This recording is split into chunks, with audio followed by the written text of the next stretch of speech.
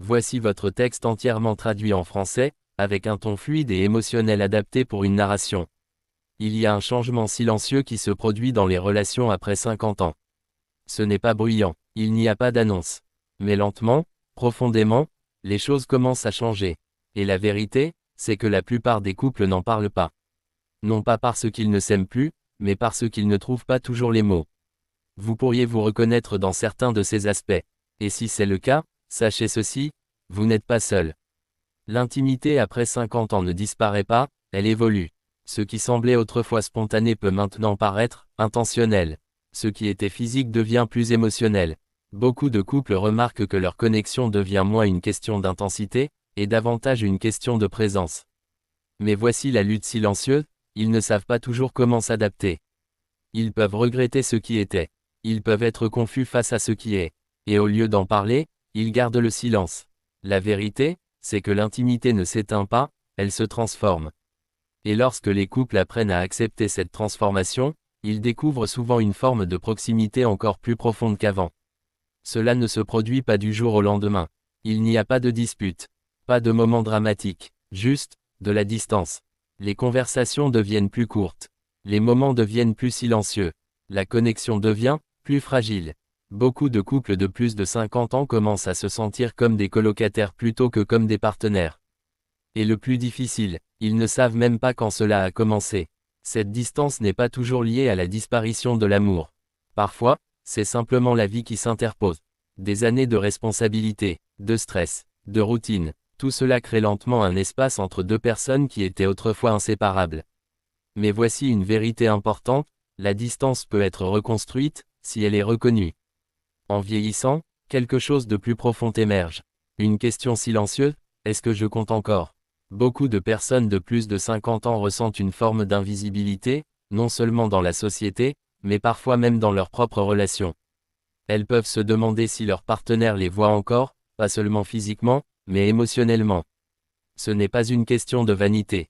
C'est une question d'identité, de se sentir valorisé, apprécié, désiré, non pas pour son apparence, mais pour ce que l'on est.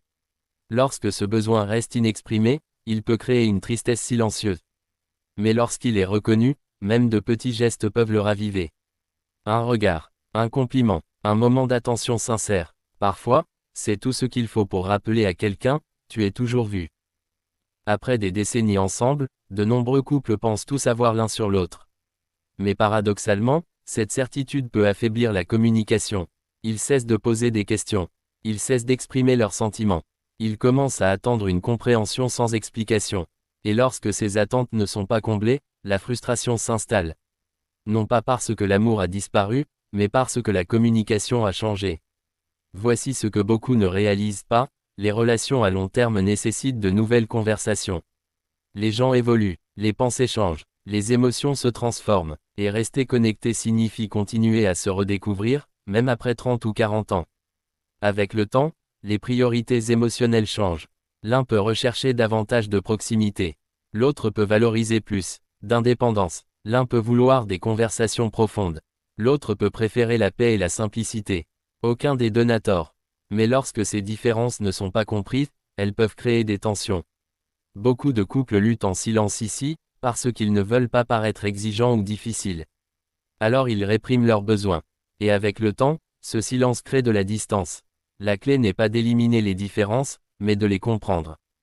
Car l'amour après 50 ans ne consiste pas à être identique.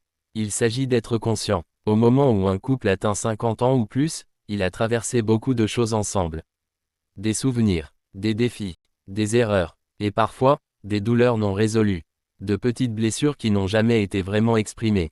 Des moments mis de côté, mais jamais vraiment guéris.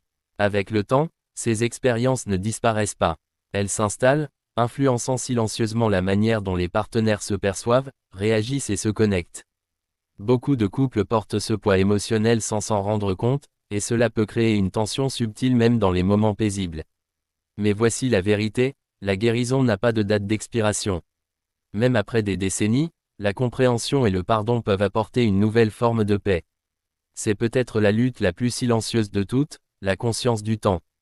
Après 50 ans, la vie semble différente. Il y a une perception plus profonde de la rapidité avec laquelle tout passe.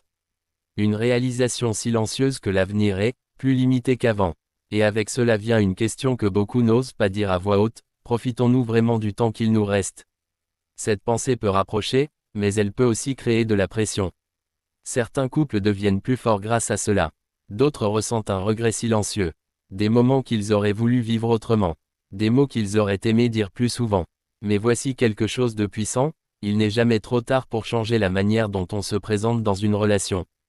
Même de petits changements, plus de présence, plus de gentillesse, plus d'honnêteté, peuvent transformer le temps qu'il reste. Les relations après 50 ans ne sont pas plus faibles. Elles sont plus profondes, plus complexes, plus riches, plus réelles. Oui, il y a des luttes silencieuses. Mais dans ces luttes, il y a aussi une opportunité. De se reconnecter, de se redécouvrir, de redéfinir ce que signifie aimer, maintenant. Car l'amour à ce stade de la vie n'est pas une question de perfection.